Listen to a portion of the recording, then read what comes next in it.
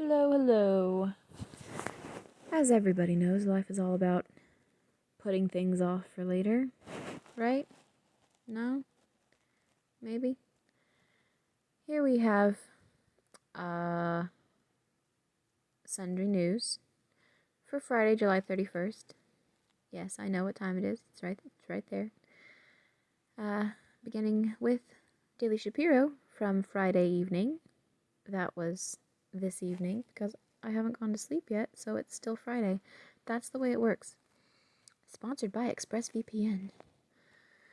Every player, coach, and ref kneels during anthem before NBA game. Fresh off troubling China report. Yep. Hypocrisy. The NBA is all about hypocrisy. Clinton was with Epstein on private island at same time as two young girls, witness claims and unsealed court documents. That's funny picture. Clinton and Elmo. Okay.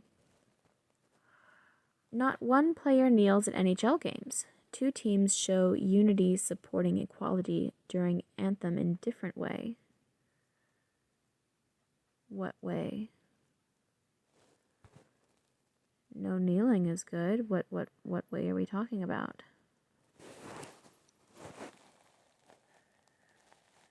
It's the first I've heard of this. Nothing about it in the sports emails. Bucking trends in other professional sports, not a single player kneeled during the playing of the national anthem at... Is it knelt? I think knelt is right. At 3 different NHL exhibition games played this week.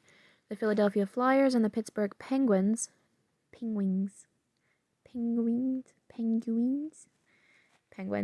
all stood for the anthem on Tuesday. The Penguins and Flyers, two of the fiercest rivals in sports, united in solidarity this afternoon to stand up against social injustice, racism, and hate. A post from the Penguins said, "The team stood as one across each club's respective blue lines prior to today's game." Okay, so that's new. The Penguins and Flyers, blah, blah, blah. During an exhibition game between the New York Islanders and New York Rangers in Toronto Wednesday, all players and coaches stood as the Canadian and American national anthems played before the game started. Players and coaches standing in solidarity for the national anthem. Hockey rules. The following day, Dallas Stars and Nashville Predators players stood during the national anthem as well. Instead of taking a knee, players locked arms before the exhibition game as a show of unity supporting equality, Dallas News reported. That's nice. Captioning a photo of players locking arms, the official Twitter account for the Stars posted, "Bigger than hockey, we stand together for equality." We have equality. I'm just saying. You're not actually fighting for anything that we don't already have. I thought this was about police brutality. You know? Which is actually a very small problem and affects more white people than black people. But we have equality. Actually, we have less equality for white people and Asians and the whole college thing.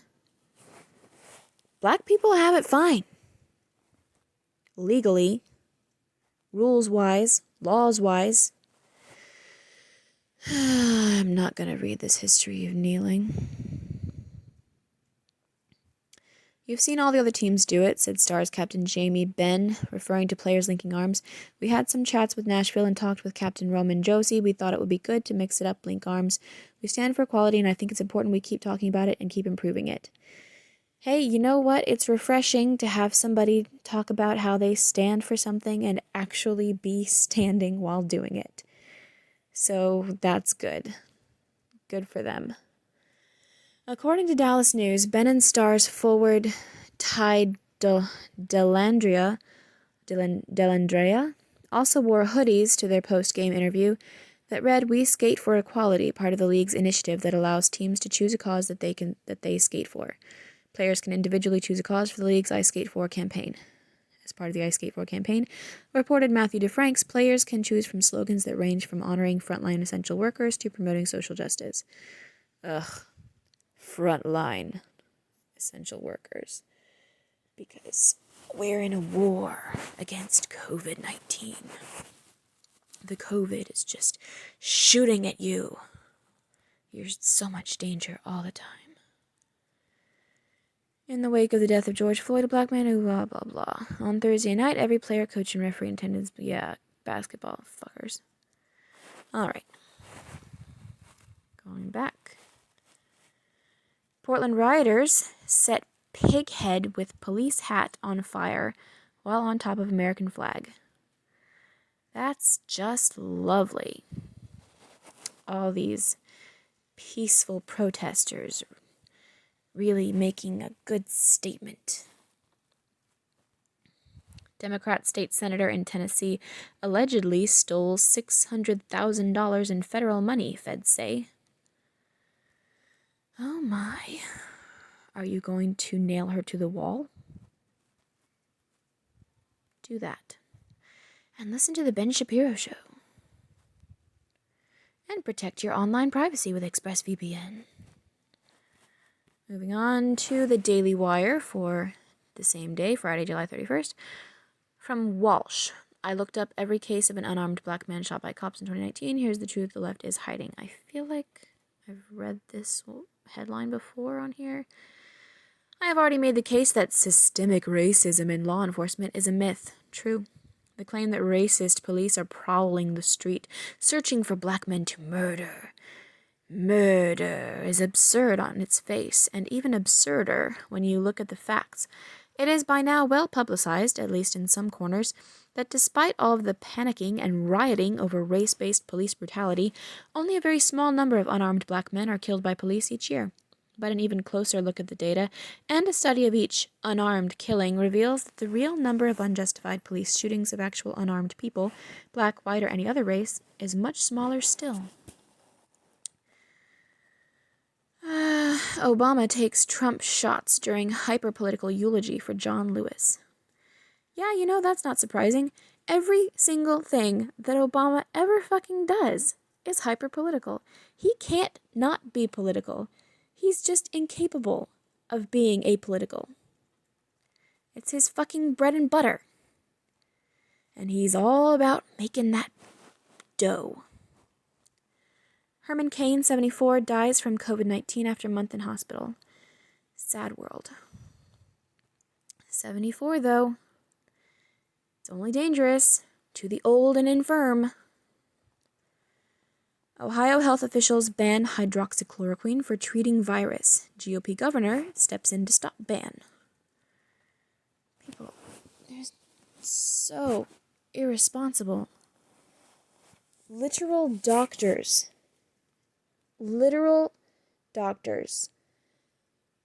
stand by using it. And politicians and social media censors all want to stop that. It just doesn't make any sense. Just because. For the sole reason that Donald Trump had good things to say about it a couple of months ago. That it was promising. And then later on he said he was taking it preventatively. And Trump bad. So everything Trump say bad. It's insufferable. And irresponsible. And unethical in some cases. Moving on. The Daily Yahoo. Ellen DeGeneres addresses workplace toxicity allegations, takes responsibility. My name is on the show. In a letter obtained by The Hollywood Reporter, the 30-time Emmy winner promised change after current and former staffers claimed her show was a toxic workplace. And, how you know that this article is skewed against her is the fact that they use that terrible picture of her. Why do they use that terrible picture of her? Oh, because she's so bad now. Ever since she was seen sitting next to George Bush at a Cowboys game, there have been allegations after allegations coming out about what a terrible person she is. Oh, I didn't forget. This is all stemming from that. Coronavirus stimulus. Mitt Romney and other GOP senators propose 11th hour extension of extra unemployment benefits. Don't give in. Don't fucking do it. The extra $600 in weekly unemployment benefits provided the federal government to Americans amid weekly unemployment benefits provided by the federal government to Americans amid the coronavirus panic is expected to expire after Friday. That was last Friday, as Congress struggles to agree upon the next stimulus package. I believe that was last Friday. Don't fucking do it. At least not for the $600. That's just way too much. Extra $600. That's way too much. People need to go out and get their jobs back. Second U.S. virus surge hits plateau, but few experts celebrate. Oh, they have never, because they're all the doom and gloom experts. While deaths from the coronavirus in the U.S. are mounting rapidly, mounting rapidly are they? Public health experts are seeing a flicker of good news. The second surge of confirmed cases appears to be leveling off. Scientists aren't celebrating by any means, warning that the trend is driven whatever.